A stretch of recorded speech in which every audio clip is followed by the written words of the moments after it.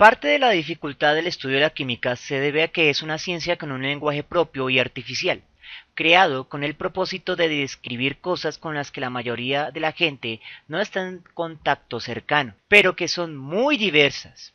Las sustancias químicas. Las fórmulas son un lenguaje universal que busca la descripción de dichas sustancias y debido a que se trata de un lenguaje universal, se mantiene sin importar el idioma en el cual se empleen. De allí que hay que respetar su simbología como si se tratara de una segunda lengua, donde los elementos son las letras. Las fórmulas químicas, especialmente las estructurales, buscan describir las moléculas, pero recuerde que lo que colocamos en el papel son modelos útiles que buscan representar de manera simplificada y hermosa una realidad que puede ser diferente y más compleja. Todo modelo científico, desde la más humilde hipótesis hasta la teoría más prestigiosa, no tiene una intención de verdad absoluta. Su valor no se mide porque sean verdaderas, porque creamos que sean verdaderas, sino porque son útiles.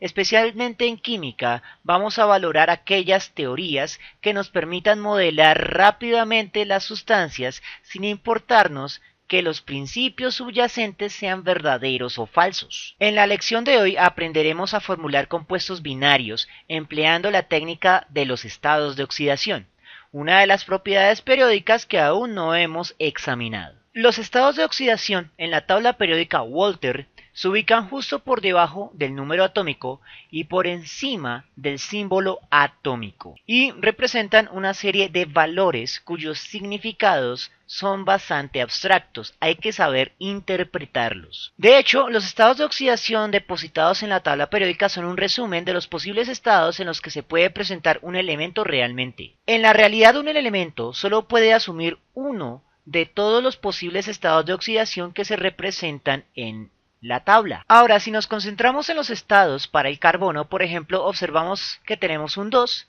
luego un más, un menos y un 4. La pregunta sería, ¿cuántos son los estados de oxidación que tiene el carbono? La respuesta intuitiva a esa pregunta sería solo 2, el 2 y el 4.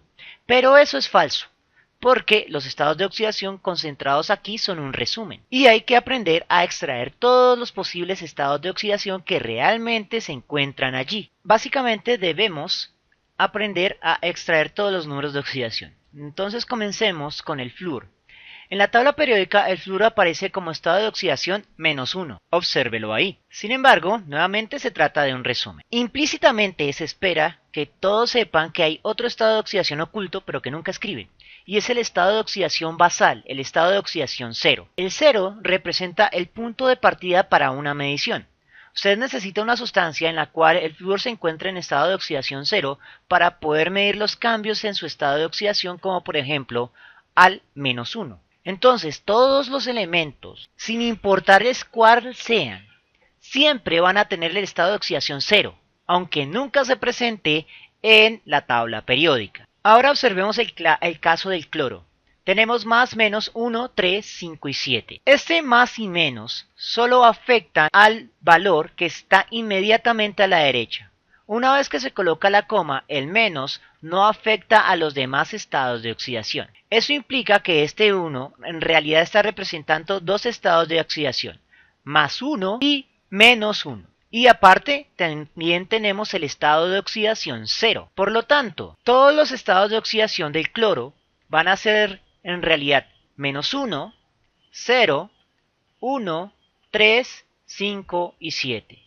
Y debemos siempre diferenciar los estados de oxidación positivos del estado de oxidación negativo, porque eso altera radicalmente las propiedades de las sustancias que involucren al cloro. Para el caso del nitrógeno, el valor que tiene el más y el menos es el 3.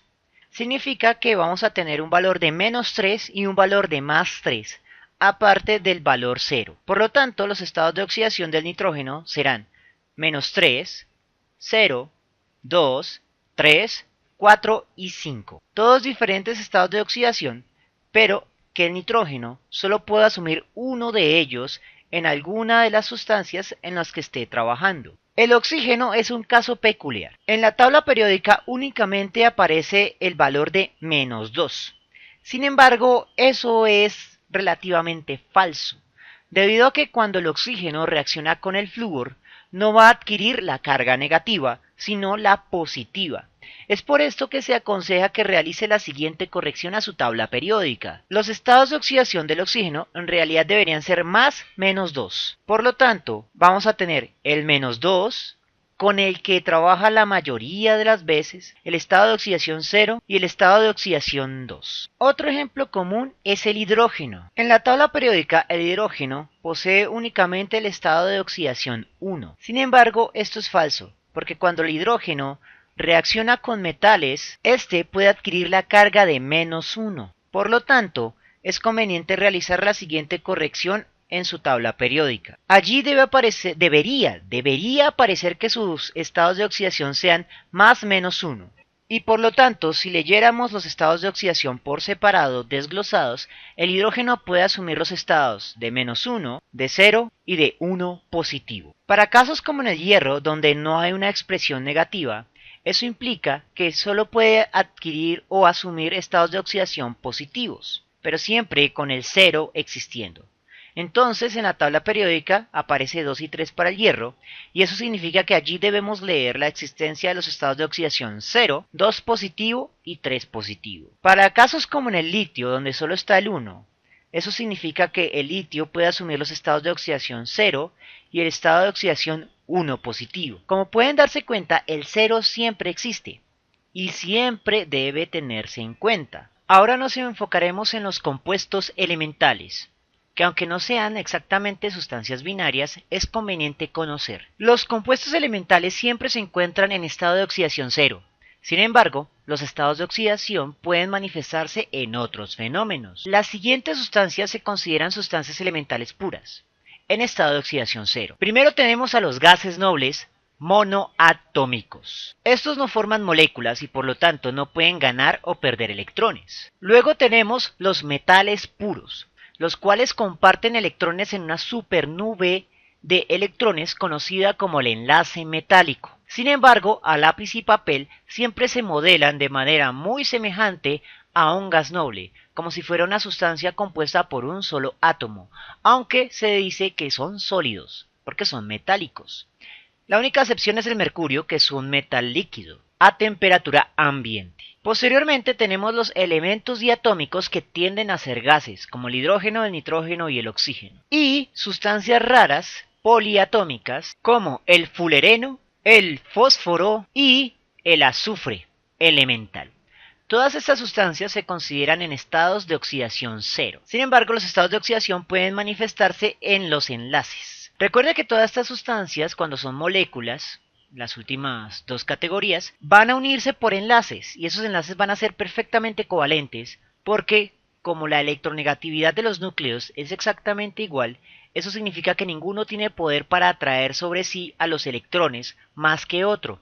Los comparten de manera perfecta. De allí que no adquieren cargas y el estado de oxidación se mantiene estable en un 0. Ahora nos vamos a enfocar en las fórmulas estructurales de los elementos diatómicos, de los gases diatómicos. Entonces, para poder describir la fórmula estructural, que es la que representa cómo se encuentran enlazados dichas sustancias, debemos tener en cuenta que aunque los estados de oxidación formalmente no aparecen, estos pueden representar la cantidad de enlaces entre los dos núcleos. Sabemos por el subíndice, en una molécula diatómica hay dos átomos unidos por cierta cantidad de enlaces. Nuestra función es determinar cuántos enlaces son los que unen a dichas sustancias. En la lección anterior vimos que esa cantidad de enlaces se puede inferir por medio de las estructuras de Lewis. Sin embargo, los estados de oxidación también nos ayudan a determinarlas. Entonces vamos a tener los estados de oxidación del hidrógeno, el nitrógeno y el oxígeno. La regla simple nos dice que la cantidad de enlaces entre los dos núcleos va a ser igual al valor absoluto del número de oxidación más negativo posible que tenga dicho elemento. En el hidrógeno, el número de oxidación más negativo es el 1, en el nitrógeno, el número de oxidación más negativo es el 3, y el oxígeno, el número de oxidación más negativo es el 2.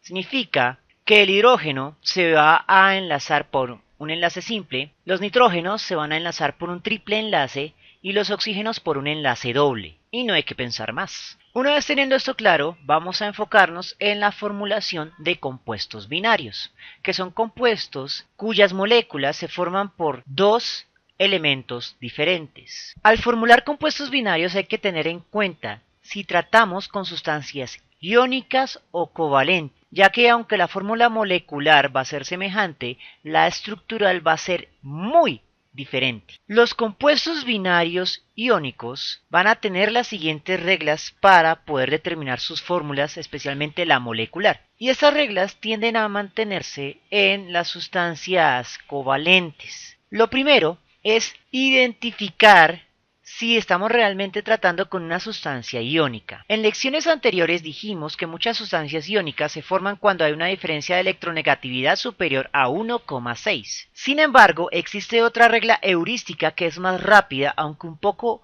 más imprecisa.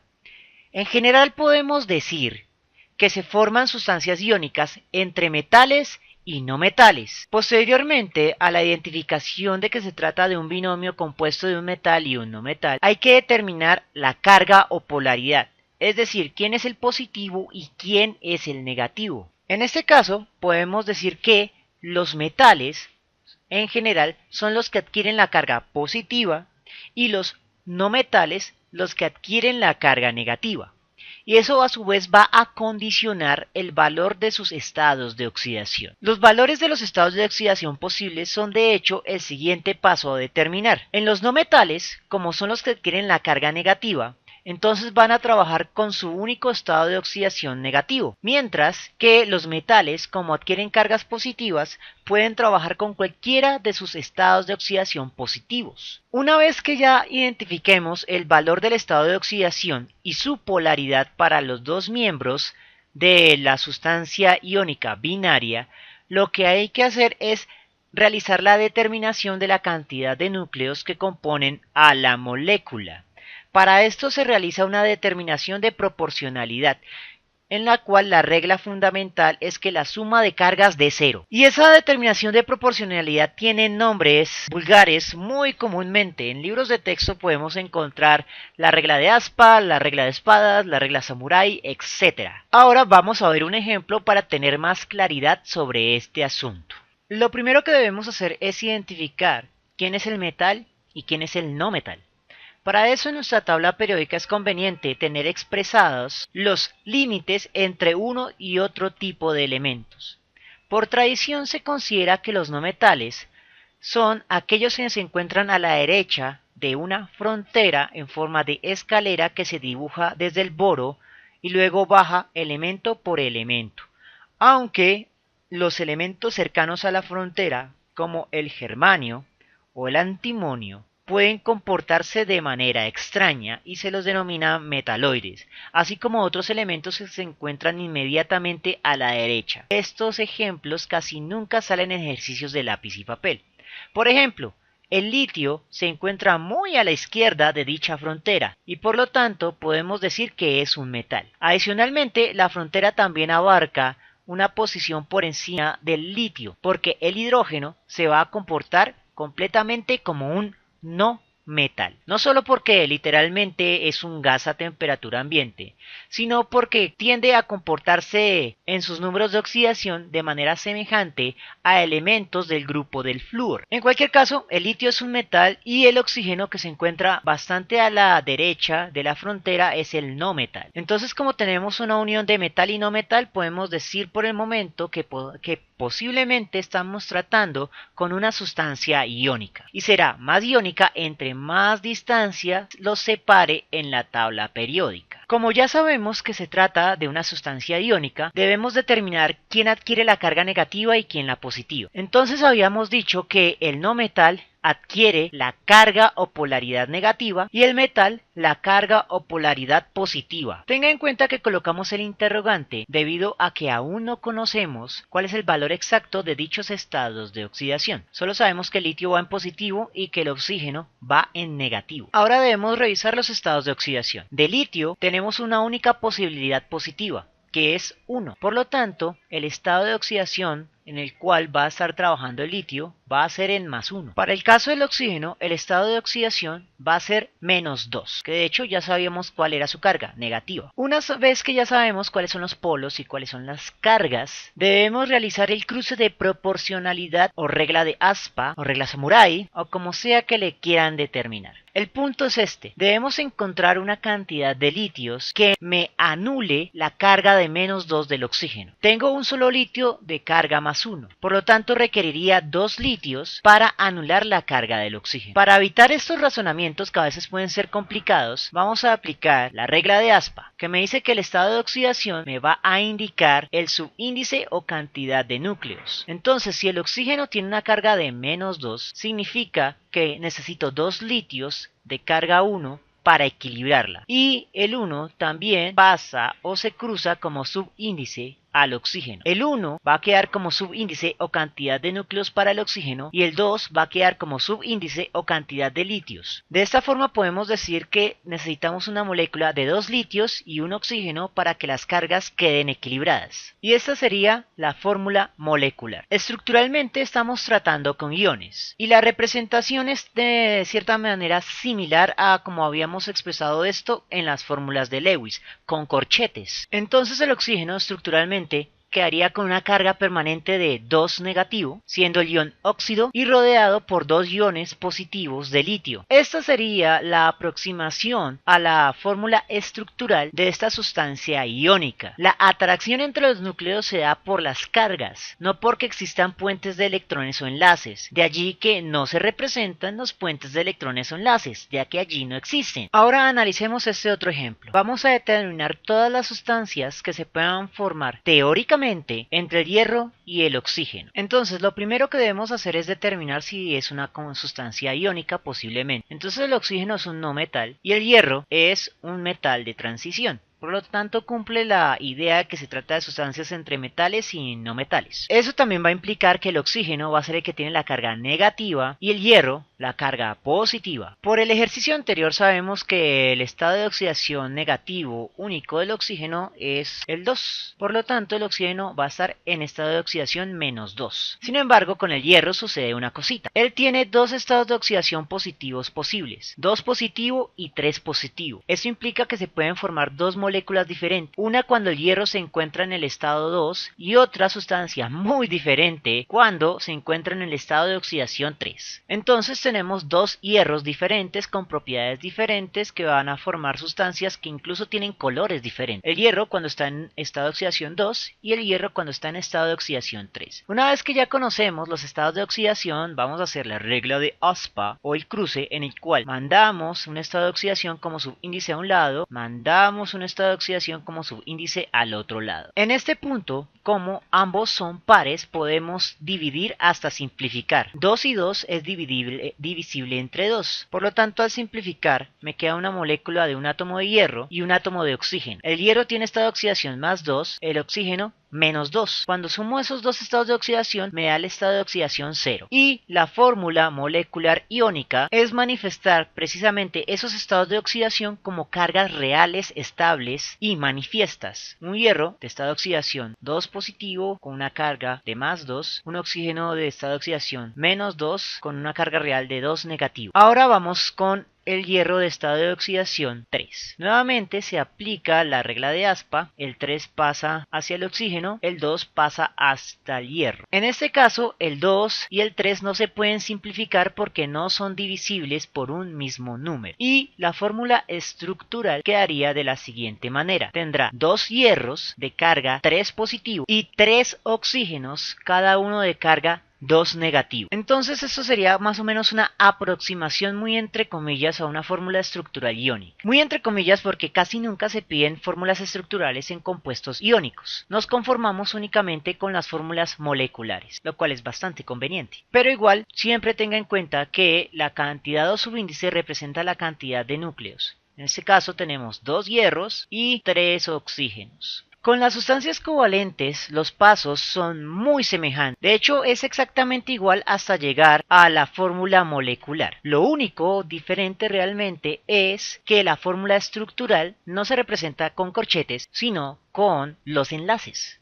allí sí aparecen los enlaces. Y los estados de oxidación van a representarme el número de enlaces que tiene en la fórmula estructural. La mayoría de las veces, pero no siempre. Por lo general, las sustancias covalentes se generan entre no metales, y allí debemos identificar cuál es el más electronegativo y cuál es el menos electronegativo, empleando la tabla periódica y sus posiciones relativas. También cabe destacar que muchos óxidos binarios son resonantes. Eso implica que la cantidad de enlaces puede variar de un momento a otro en la misma molécula y que la cantidad de enlaces igual al número de oxidación solo me dará una de varias posibles hipótesis. Pero en muchos otros casos, las hipótesis que sacamos de los números de enlaces igual a los estados de oxidación sí me representan la molécula, y es el fundamento de algo denominado la teoría estructural de la química orgánica, y que también aplica para muchas sustancias inorgánicas de tipo covalente. Entonces trabajemos el ejemplo del carbono y el oxígeno, ambas sustancias no metálicas. En este caso, la pregunta es cómo saber cuál es el positivo y cuál es el negativo. Observemos nuevamente nuestra tabla periódica y la frontera en forma de escalera que sale desde el boro y también coge al hidrógeno. Entonces, carbono y oxígeno ambos se encuentran a la derecha y arriba. ¿Cómo saber cuál es el que se coloca el negativo? Pues hay dos opciones. La primera, indagar la electronegatividad de cada sustancia. El más electronegativo es el que adquiere la carga negativa. La otra posibilidad, que es mucho más rápida, es indagar quién se encuentra más a la derecha, porque recuerde que la electronegatividad aumenta de izquierda a derecha y de abajo hacia arriba. Entonces, como ambos están en una misma fila, el que se encuentra más a la derecha es el más electronegativo y por lo tanto es el que adquiere la carga negativa. Entre carbono y oxígeno, el que se encuentra a la derecha es el oxígeno y por lo tanto él es el que va a adquirir la carga negativa y el carbono la carga positiva. Ahora vamos a determinar cuáles son los valores de dichos polaridades. Del oxígeno sabemos que ese negativo va a tener un valor de 2, por lo tanto va a estar en menos 2. Para el carbono debemos mirar sus estados de oxidación en la tabla periódica. Y al mirar la tabla periódica nos sucede algo parecido que con el hierro. Hay dos valores, 2 más menos 4. Como él está en estado de oxidación positivo, significa que solo vamos a observar el estado de oxidación positivo 2 y el estado de oxidación positivo 4. Y vamos a representar las fórmulas de las dos sustancias diferentes que se forman. Uno cuando el carbono trabaja con estado de oxidación 2 y la otra sustancia cuando se forma con el estado de oxidación 4 positivo. Entonces vamos primero con las fórmulas moleculares. El 2 cruza, el menos 2 cruza, por lo tanto va a quedar 2 y 2, que podemos simplificar a 1 y 1, porque observe que en este punto más 2 y menos 2 ya nos está dando la neutralización de las cargas, que es en últimas lo que deseamos. Por lo tanto, la primera sustancia binaria entre carbono y oxígeno es la que tiene un solo carbono y un solo oxígeno. Ahora vamos con la segunda. Cruza el 4 y cruza el 2. Y en este caso, como ambos son divisibles entre 2, se simplifica. 2 dividido entre 2 da 1 y el 1 no se escribe, y 4 dividido entre 2 es igual a 2. Por lo tanto, la segunda sustancia que se forma entre carbono y oxígeno va a tener un solo carbono y 2 oxígenos. Y ahora vamos a las hipótesis estructurales. En la primera sustancia, carbono y oxígeno, ambos tienen un estado de oxidación cuyo valor absoluto es 2. Para el carbono más 2, para el oxígeno menos 2. Significa que la cantidad de enlaces va a ser de 2 en ambos. Van a estar unidos por 2 enlaces. Esta sería una de las posibles hipótesis estructurales para esta sustancia llamada monóxido de carbono. Pero hay otras, y todas son válidas, que es lo peor. En unas puede haber un solo enlace y en otras puede haber un triple enlace entre el carbono y el oxígeno. A eso se lo denomina como resonancia. Pero por el momento vamos a contentarnos con esta hipótesis de 2 enlaces. En cuanto a la otra sustancia, vamos a tener un carbono y 2 oxígenos. Cada oxígeno va a estar unido a ese carbono por 2 enlaces y el carbono va a tener 4 enlaces porque estaba en el estado de oxidación 4. Por lo tanto, la mejor hipótesis estructural para esta sustancia denominada dióxido de carbono, porque tiene 2 oxígenos, es la siguiente. Como pueden darse cuenta, los oxígenos poseen 2 enlaces, mientras que el carbono posee 4 enlaces. A eso era a lo que nos referíamos cuando decíamos que el estado de oxidación me representaba la cantidad de enlaces en estas fórmulas covalentes moleculares. Y adicionalmente no hay cargas de manera permanente, de allí que no son iónicas. Bien, esto fue la formulación de sustancias binarias por los estados de oxidación. Espero que les haya gustado y vamos a hacer muchos ejercicios de esto. Nos vemos en la próxima lección.